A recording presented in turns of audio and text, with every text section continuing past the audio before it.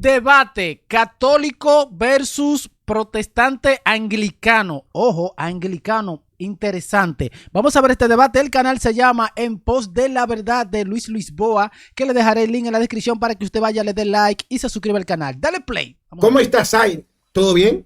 Vamos a ver. Luis, ¿cómo estás? San Marcos. Exacto. San Marcos, me gusta San Marcos. Sí. ¿Sos católico? No. Pero ¿cómo no vas a ser católico si San Marcos? ¿Sos católico, chaval? Por si se llama San Marcos, tiene que ser católico. ¿Cómo que no? Anglicano. ¿Sos católico? ¿Eh? Anglicano. Anglicano. La infalibilidad de la iglesia me gustaría hablar. Oh, pero te gusta meter fuego a Roma. Bueno, dale, vamos con la infalibilidad de la iglesia. Dale. Bueno, yo postulo primero que la infalibilidad, al no ser algo propio de la iglesia, es algo ajeno de ella. Eso es evidente, ¿no? No decimos que la iglesia es infalible per se, porque de decirlo diríamos que hay docentes infalibles. Eso es imposible.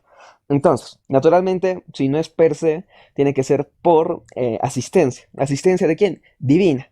Sabemos que la asistencia divina no es algo natural, es algo excepcional. Lo excepcional, naturalmente, al ser algo excepcional, entonces estamos hablando de que la infalibilidad de la iglesia es una tesis excepcional. Y la tesis excepcional siempre tiene la carga de la prueba sobre la tesis natural. La tesis natural sería suponer la falibilidad de cualquier cosa X.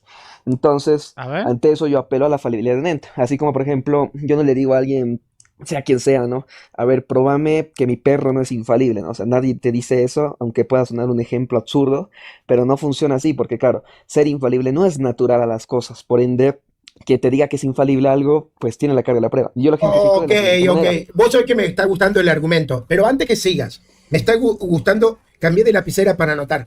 Antes quiero saludar a Damián Zenon, que me envió un PayPal ahí, y me pone, vamos arriba, Luchito, bendiciones. Muchas gracias por tu PayPal, querido Damián. Voy a anotar el nombre de Damián para después rezar por él, ¿eh? Okay. Damián Zenon. Este momento, bueno, por el PayPal que... Bueno, te sigo, a ver. Ok, viene ahora para ir recapitulando. Así que, bueno, vos me estás diciendo que como aquello que no es infalible por naturaleza debe de ser probado, es mucho mejor usar la palabra infalible para aquello que de forma natural es infalible. Algo así. No. No, o sea, no voy por el tema del uso de la palabra. Voy por el tema probatorio o epistémico, digamos, o sea, probar algo, ¿no? Okay. Yo digo, quien postula la tesis excepcional siempre tendrá la carga sobre quien postula la tesis natural. La tesis natural es que las cosas no son infalibles, porque nada naturalmente, excepto Dios, puede ser infalible. Luego, ser infalible no es algo propio al ser, ¿no? Y lo que no es propio al ser, naturalmente, es algo accidental, algo que podría no ser. Y eso te tiene que probar. Entonces yo digo, bien, yo apelo a que la iglesia, por ser sí mismo y no iglesia, por ser sí mismo y no Dios, tiene que ser falible, a no ser que haya una asistencia divina que la haga infalible. Naturalmente no a la iglesia, sería, dicho de forma correcta, los obispos juntos hablando de doctrina de forma dogmática, para ser precisos, no es la iglesia, porque, o sea, no entre estudios. Ok, mira, tu argumento es buenísimo. A ver. Te soy honesto, tu objeción y tu argumento es muy bueno, ¿eh? De hecho, hacía mucho tiempo que no escuchaba un postulado, una tesis tan buena como la que vos estás planteando aquí, ¿eh? Y mira que yo vengo discutiendo con protestantes y escucho diálogos de hace ya como 4 años que vengo discutiendo sobre este tema. Y tu postulado es muy bueno. Tengo que ser honesto, es muy bueno. Ojo. O sea, protestantes y católicos estamos de acuerdo que es propio de Dios el ser infalible. Ajá. Por lo tanto, no hay necesidad de demostrar lo que creemos y asumimos y predicamos ambos grupos. Lo que no es natural es la infalibilidad de la iglesia o del papa, porque esto es por participación. Ajá. Por ende, como es algo que tiene que ver con las potencias, podría ser algo posible, contingente, podría pasar como no pasar. Entonces, como podría pasar y no pasar, tenés que probar que realmente pasa. Ok, está bien, el católico tiene que probarlo, ok. Me parece buenísimo, ¿eh? Me parece buenísimo. Mira, para que la gente lo entienda, lo voy a hacer con la cámara y una analogía muy clara. Dale. Les va a gustar. Ah, pucha, no, me acordé que estoy en otra cuenta y este no tiene acceso a la cámara. Bueno, Mm. lo voy a describir. A ver, entonces es evidente que está la ley de la relación de la gravedad, ¿no? Porque ya sabes que Ujú, no es una fuerza, es una relación entre las cosas, que nos dice, por ejemplo, al menos aquí en la Tierra, si tú sueltas algo, se cae, ujú. cae al suelo, ¿no? Entonces, Gravedad. esa es la regla general. La tesis excepcional sería decir, a ver, mira, Luis, si tú sueltas algo, no va a caer. Entonces, naturalmente, Luis tiene su derecho de decir, apelar a la regla general y decir, no, tú estás mal, la regla indica que va a caer. Exacto. Entonces tú tendrías que probarlo, ¿es cierto? A no ser que tú me demuestres que hay una excepción a esa regla, ¿no? Entonces, naturalmente, la excepción a la regla es lo que apuntaba, tiene la carga de la prueba. A esto me voy a lo mismo. Por regla general, las cosas son falibles. Dios es la única excepción a esta regla. Entonces, naturalmente, el ser infalible sería una tesis excepcional, una excepción a la regla. Y entonces, naturalmente, habría una carga. A eso me voy prácticamente Ok, refiriendo. ok. Pero ahora vamos a tratar con el argumento. Si bien es Ok. cierto, mirá, Sí, te reconozco, el Ey, esto está bueno esto, señores. Vamos a ver. argumento es muy bueno. Ojo. Pero acá también esto también implica que yo tendría que mostrar la infalibilidad de la Biblia. Ah, Porque no sí, es natural de la Biblia el ser infalible. exacto. Y yo tendría que Estás en lo demostrarlo correcto. también. Yo tendría que demostrarlo. Ahora la pregunta es, Claro, ¿qué estándar voy a usar yo, filosófico, lógico, ujú. histórico, para demostrar que la Biblia es infalible? ¿Qué estándar voy a usar yo? ¿Qué criterios? ¿Qué criterios voy a usar yo para tratar de demostrar que la Biblia es infalible? Ok. Y ahora, una vez que yo tengo ese criterio para demostrar que la Biblia es infalible, ¿puedo tratar de demostrar bajo el mismo estándar, bajo los mismos criterios, que la Iglesia y el Papa son infalibles? Ojo. Y allí se pone interesante la discusión, ¿eh? Se claro. pica. Sí. Ojo, porque ciertamente tu punto es buenísimo. Ciertamente tampoco a las Los dos tienen punto buenísimo. escrituras les es natural ser infalible. Objeto con los protestantes como Néstor Díaz, que es mi amigazo, No. ojo, pero aún así estoy en desacuerdo con él, cuando él apela a cuando se le llama a las escrituras palabra de Dios, y ergo dice, la Biblia no es como un texto más, es literalmente la palabra de Dios. Objeto eso, porque la Biblia puede llegar a tener errores no propios de lo que te quería transmitir, sean históricos, geográficos, científicos, etcétera, etcétera. Entonces yo para empezar objeto eso, entonces tu objeción ahí aplica correctamente, porque al ser entre comillas, palabra de Dios ajena a Dios, entonces no le es natural ser infalible, lo es por participación, en este caso por inspiración de sus autores. Entonces, en ese sentido, habría carga de la prueba. Ojo, quiero aclarar una cosa, eso sería así, mover ¿cómo se dice? Hacer un tucoc, digamos, si yo no pudiese probarlo, eso no demostraría tu punto. Ojo, es el caso. No, no, no, Pero claro, continuando. claro, claro. Claro, sí, sí, Porque no se sí, sigue una cosa de la otra. Es más, exacto.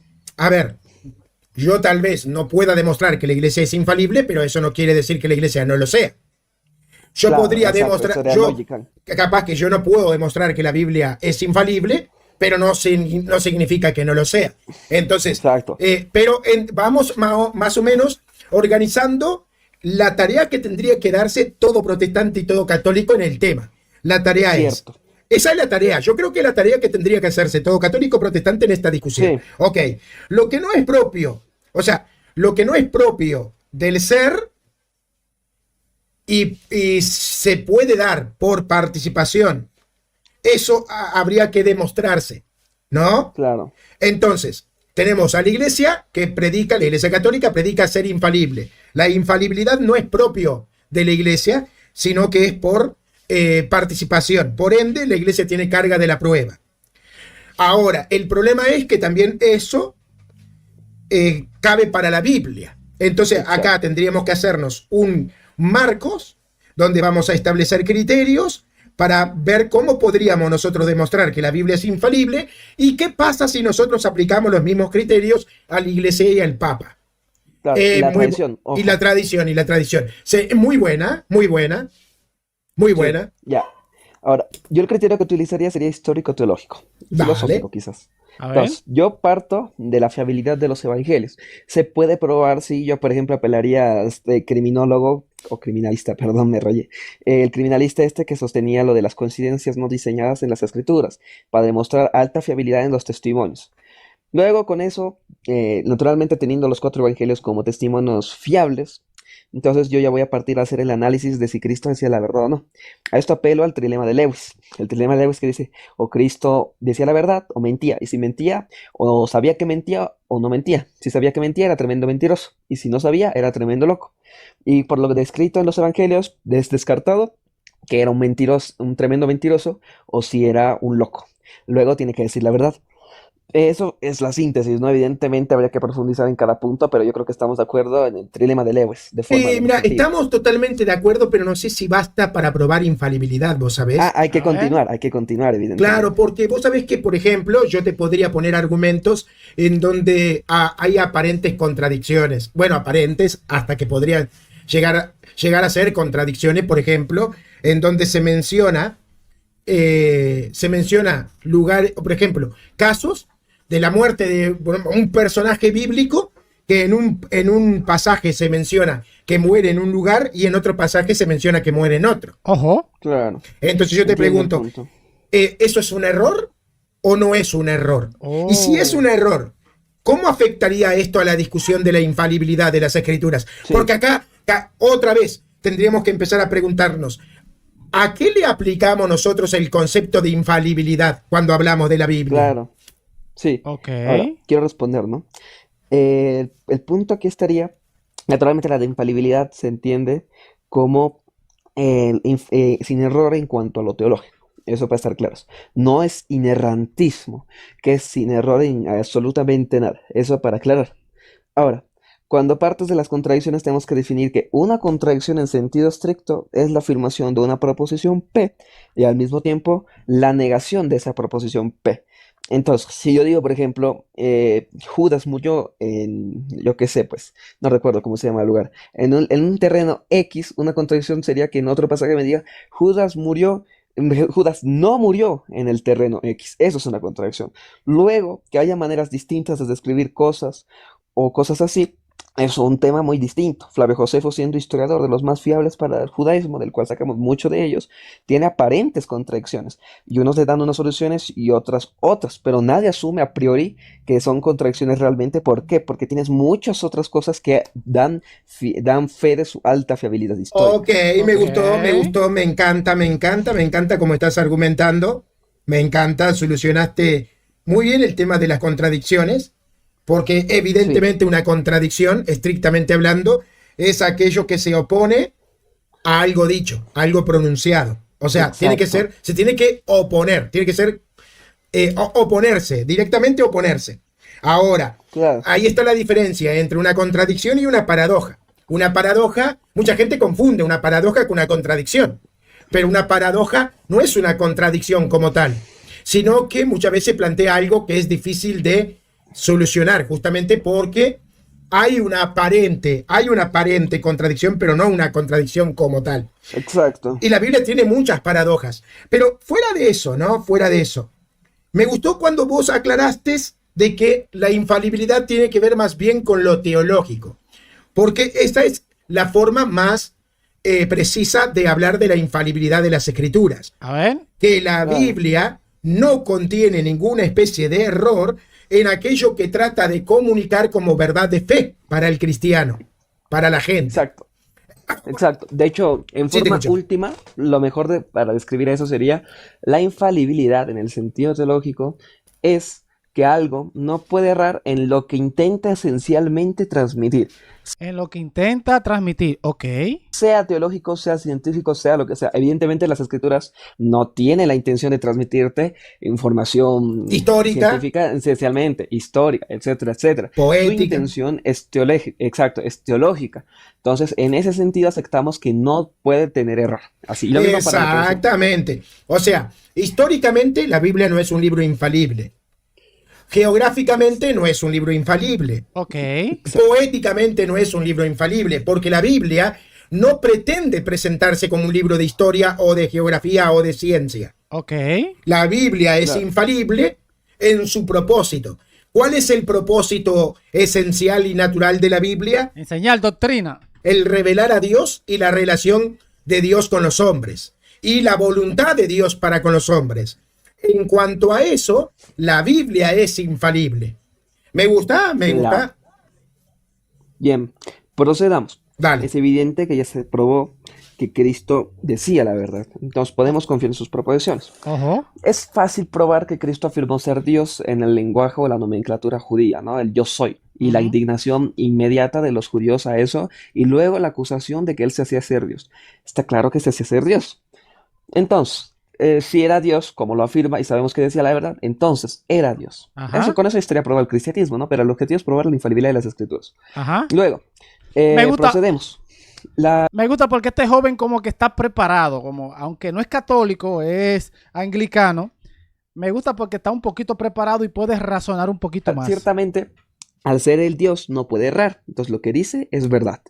Ahora, si lo que dice es verdad, entonces debemos creerle cuando él promete a sus apóstoles en Juan 16:13 que estarían guiados a toda verdad por Guiado por el Espíritu Santo. el Espíritu Santo. Sí. Entonces sabemos que si él está prometiendo tal cosa para ellos, su promesa evidentemente no puede fallar en tanto es Dios. Bien. Luego, al no fallar su promesa, sabemos que no falla que los apóstoles están guiados a toda verdad. Y si no falla que están guiados a toda verdad, entonces ellos no pueden errar. O sea, son infalibles. No por sí mismos, sino Por por participación. participación. Exacto, por providencia, para ser Ah, específico. Ajá. Tomando en cuenta ese punto, yo ya puedo testificar que los escritos de los apóstoles van a ser infalibles, ¿no? Por inspiración divina, Ajá. por providencia divina. Ahí Pero yo te creo que ya presento, estaría. claro, pero te presento una dificultad. Ok, viene la dificultad. Esto se está poniendo bueno. Denle like, suscríbanse al canal. Te voy a poner un obstáculo en el camino. Ay, bobo. Porque a mí me encantó, tu desarrollo me encantó. Mm. Pero si la promesa fue para los apóstoles, ¿qué pasa con los escritores que no son apóstoles? Oh, claro. Claro. Lucas. Oh. A eso quiero ir. Por eso Dale, justo dale. justo me colgaste cuando iba a decir el punto clave. Con esto probamos prácticamente todo el Nuevo Testamento, a excepción de Marcos, Ajá, Lucas, ajá. Hechos, Hebreos, y creo que no me como nada más. Creo que esos son los libros que no están probados. Todo lo que te digo, que este protestante está preparado. Si fuera un protestante de eso, de lo anticatólico, de ¿cómo es? La gente de Pacheco, ese lado, ese grupo.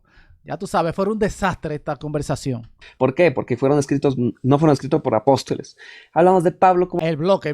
apóstol porque así lo reconoce Pedro, y reconoce que son escrituras sus textos explícitamente. Lucas se puede reconocer que es escritura. ¿Por qué? Porque Pablo agarra y lo cita como escritura al nivel de la Torá. Ojo. Entonces, con eso en claro, yo puedo decir que no solamente hubieron para ellos textos del antiguo pacto, sino del nuevo pacto. Estos son los de Pablo según Pedro y los de Lucas según Pablo.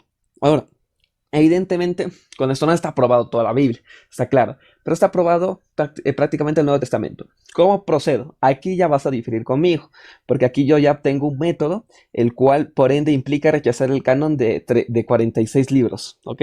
Pero igual de todas maneras lo voy a exponer. Entonces, es evidente que si los apóstoles utilizaban y consideraban correcto el canon, un canon X del antiguo pacto, nosotros no podemos corregirles porque estaban guiados a toda verdad en esos asuntos. Tomando en cuenta esto, entonces, A ver. yo tendría que ver qué canon ellos utilizaron del antiguo pacto. Porque ciertamente, según las palabras de Jesús, había escrituras que se consideraban, pues, escritura, ¿no? Estos textos no se reducen a la Torá, porque Cristo cita profetas y salmos, o escrituras, como les dicen otros, ketubim, también dicho en hebreo. Teniendo en cuenta esto, tenemos que analizar qué canon pudieron haber utilizado ellos. Ahora, vamos a hacer ese análisis. ¿Qué cánones existía o hay evidencia de que existió en los tiempos de Jesús o antes? Pasemos primero con el evidente, ¿no? El canon de 22 libros, el que Jerónimo menciona luego también y le escribe como el que tienen los protestantes, el de 39. Luego, el canon samaritano, un Pentateuco, pero modificado, un Pentateuco que tenía textos diferentes. ¿Cómo le llaman estos? Se me fue. Esenios, lo mismo. No sabemos cuántos libros tienen, pero sabemos que también tenían un Pentateuco modificado. Y el teórico canon alejandrino, que es parte de la Septuaginta. Y ese libro posee, además de los 39 protestantes, los 7 deuterocanónicos católicos, y además posee tercera y cuarta de Macabeos, el Salmo 151. Ojo, pero está preparado el anglicano. Está preparado el pana. libros extras, ¿no? Además que ningún grupo cristiano, a excepción de los etíopes, si no estoy mal, aceptan como palabra de Dios. Ujú. Teniendo en cuenta esto, nosotros diríamos, ¿qué canon pudo haber usado Cristo? Y podemos hacer un descarte. A ver, Espera, antes ¿sí? que sigas, me gustaría ir tirándote algunas objeciones. Sí, sí. Porque, claro, vos partís de... Vos acá ya asumís, por lo que entiendo, A ver. que todo el Nuevo Testamento está aprobado. No, no, no, no, no. Claro, pero Faltó pará, te Luke. digo por qué, claro, justamente por eso. Porque acá la cuestión es a quiénes consideramos como infalibles. Porque si nosotros no podemos demostrar que solo los apóstoles son infalibles, entonces tendríamos que decirnos, ok, ¿Qué pasa con el libro, con los 27 libros del Nuevo Testamento? tenemos que involucrar a Lucas, tenemos que involucrar a otros como infalibles Ya. también. La pregunta Ok. es, ¿quién determina entonces hasta dónde va el Marcos para considerar infalible a una persona? Y te digo por Sí. qué es importante esta discusión.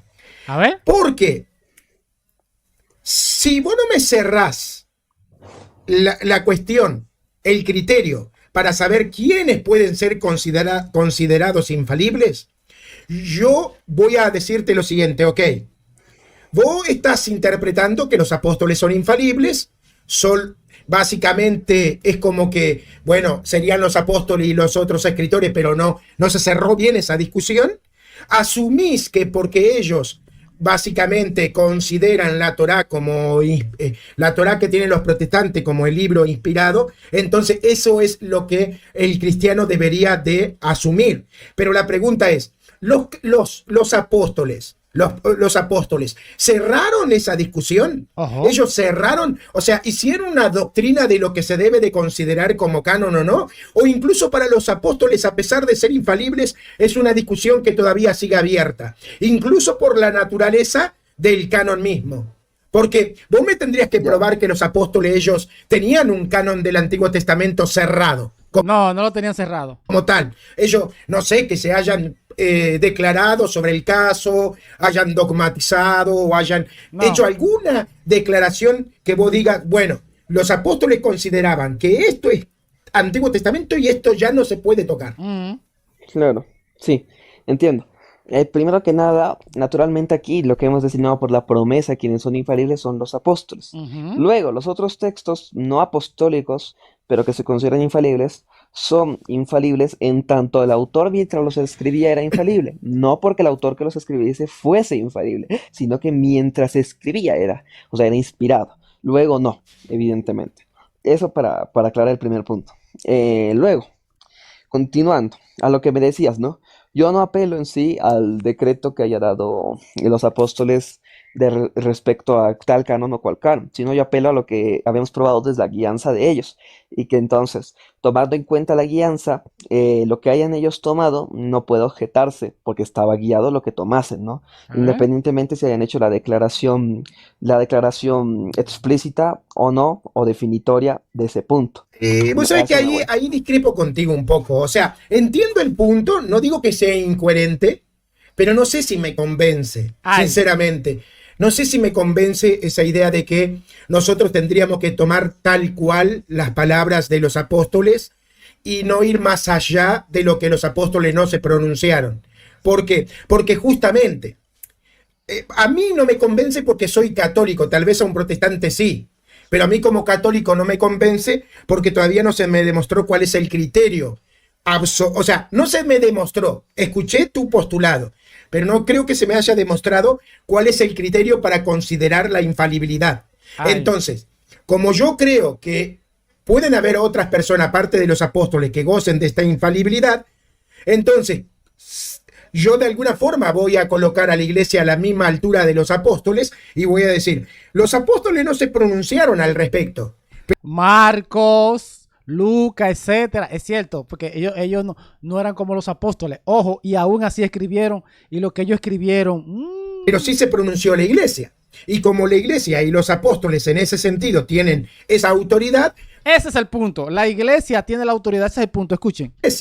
Y como la iglesia y los apóstoles en ese sentido tienen esa autoridad, pues para mí está solucionado. Eso es. No lo recibí Claro. directamente de los apóstoles, pero lo recibí de la iglesia, que en cierto sentido es la continuidad de los apóstoles. Claro. Entonces yo ya solucioné mi problema. Entonces yo creo que aquí tu argumento es bueno. Tengo que reconocer, eres muy bueno argumentando, pero tal vez tendrías que fortalecer para un próximo diálogo o incluso para Claro, una tesis. No, para una tesis, porque está bueno para una tesis.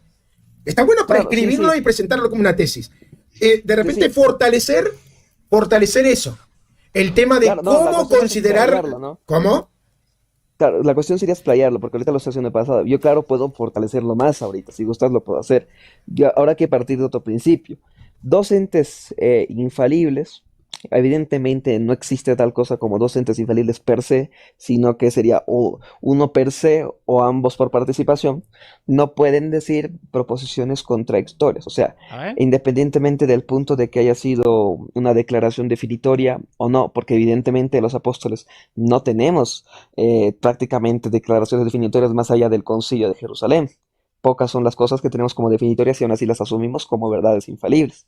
Entonces yo digo, naturalmente, la declaración definitoria de un infalible es tan veraz como también el postulado de otro ente infalible, porque si toma este postulado, naturalmente está aquí siendo asistido, no tiene esta guianza. Precisamente apelamos a la guianza del Espíritu Santo para decir, bueno, los apóstoles acá no pudieron haber agarrado y tener este postulado en este texto y nosotros poder considerar, no se equivocaron. Claro, Evidentemente pero al menos la un pregunta punto es, claro, pero la pregunta es, A ver. mira, entiendo el punto, aún sigo sosteniendo que la iglesia, si los apóstoles no se expresan de forma más explícita sobre el tema del canon, no sé, sinceramente, hasta dónde puede ser viable tu postura, pero entiendo que es bueno. Pero más allá de eso, ¿cómo estás tan seguro que los apóstoles no tomaron el canon largo?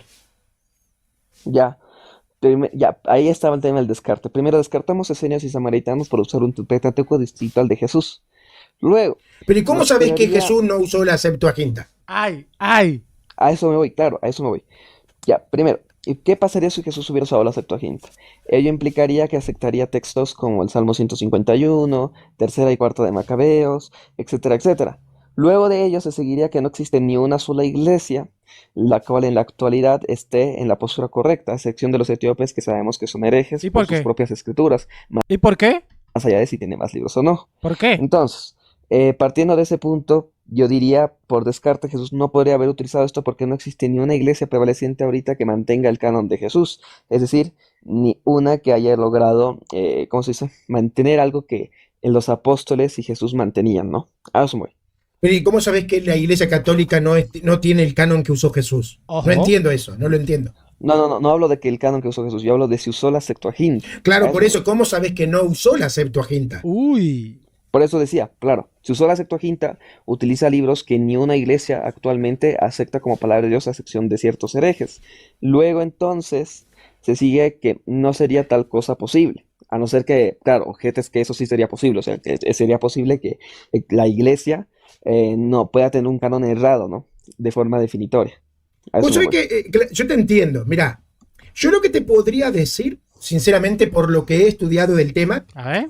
es que Jesús no usó como tal ningún canon, porque no existía un canon. Mm. Que en el tiempo de Entiendo. Jesús no había un canon definido ni cerrado. No existía el concepto de canon. O sea, lo que existían eran rollos, Papiros, papiros. Denle like, señores. Suscríbanse al canal. habían distintos rollos que eran proféticos, otros rollos de la ley y otros rollos de los salmos y cánticos de David. Pero no había algo así como un canon cerrado o definitivo en el tiempo de Jesús. No había. Entonces Claro, Jesús entiendo. apeló a los rollos, pero sin cerrar el canon como tal. Claro, entiendo. Yo a eso respondo naturalmente que sí había, ¿no? Porque sí, esa es otra objeción que se suele dar. ¿Cómo? ¿Cómo respondo? Con A ver. Flavio Josefo. Obviamente no Flavio Josefo hablando de sus tiempos, porque en sus tiempos ya los judíos ni autoridad tienen, sino hablando del pasado. Flavio Josefo en Contrapión 1.9 y desde el 8 da el tema de los 22 libros, ¿no? De que sabemos naturalmente que son los 39. ¿Por qué? Porque en la historia no existe otro canon que sea, según las descripciones de Josefo, judío, tripartito y de 22 libros. El Ojo. único que calza con esas cualidades casualmente es el de Jerónimo, que también es Claro, judío, pero esa es la tripartito Biblia y hebrea, 22. ¿no? O sea, es el concepto hebreo, pero sí estaba la Septuaginta. De hecho, la Septuaginta es Ah, más antigua que esa estructura del canon hebreo de Josefo. claro, claro, pero claro, ahí ahorita voy por punto. Primero. Luego, en Contrapión 1.9, él dice textualmente que de estos libros dice tres cosas. Bueno, cuatro en realidad. Tres, la primera, nadie le agregó. A La ver. segunda, nadie le quitó. La tercera, nadie modificó. Y la cuarta, así fue por siglos. Y la palabra utilizada para siglos es ayona, la cual en nuestra Biblia se traduce constantemente como siglos, como por ejemplo en Romanos 9:5, cuando se habla de Ujú. doxología, Cristo, el cual es Dios sobre todas las cosas, bendito sea por los siglos de los siglos, se dice, ¿no? Pues bien, Claro, Amén. claro. eh, Pero una vez entonces, más, acá te pregunto, cuando Josefo dice eso y está hablando de ese canon, ¿cómo sabés que no lo dice, por ejemplo, como puede decir el bautista o puede decir el protestante? Mirá, este es el canon verdadero, a este no se le quitó y a este no se le agregó. A ver. Porque ya presupone que ese es el canon verdadero, por lo tanto simplemente se está claro, refiriendo a una posición particular como si fuera la posición claro, verdadera. claro, pero eso sería, claro, una cosa sería afirmar este es el canon verdadero, pero otra cosa sería ya afirmar que nadie le agregó ni le quitó. Yo creo que ni un protestante estudiado va a afirmar eso porque saben que el canon tuvo variaciones a lo largo de la historia. Lo mismo diríamos de Josefo, que es historiador, o sea, no es como, digamos, estamos citando un judío promedio Pero es X, que lo que pasa sino es con un que historiador. Josefo, cuando hace esa declaración, si vos lo entendés como vos lo presentás, choca con otras posturas históricas. ¿Entendés? Que, por ejemplo, sabemos que para la época de Jesús habían cánones que, que era esto básicamente, los 5 libros de Moisés y los libros de Isaías. Punto. Eso es lo único que Claro, nosotros podemos considerar canon. claro, Después tenés la postura de, están los 5 libros de Moisés, los salmos de David, cántico de David, los libros proféticos y algunos libros como crónicas, como palabra de Dios. Punto. Y Ojo. nadie puede cuestionar eso. Entonces, no sé, me parece que Josefo más bien está apuntando a una línea que es a los hebreos. Me parece que en la mente de Josefo está la línea de los hebreos y él está diciendo, este canon, el canon de los hebreos, este canon que nadie le quitó y nadie le agregó, es el canon. Ojo, eh, ojo, interesante. Bueno, voy a dejar el video hasta acá. Si usted quiere verlo completo, le dejaré el link en la descripción del canal de En Pos de la Verdad de Luis Lisboa. Me gustan estos diálogos así con personas que están preparados, que eso es suave, tranquilo, que escuchan, que se ven los argumentos. Pero esos diálogos con esos protestantes anticatólicos es un desastre. No me gustan esos diálogos. ¿Qué opina de este diálogo? En los comentarios los leo.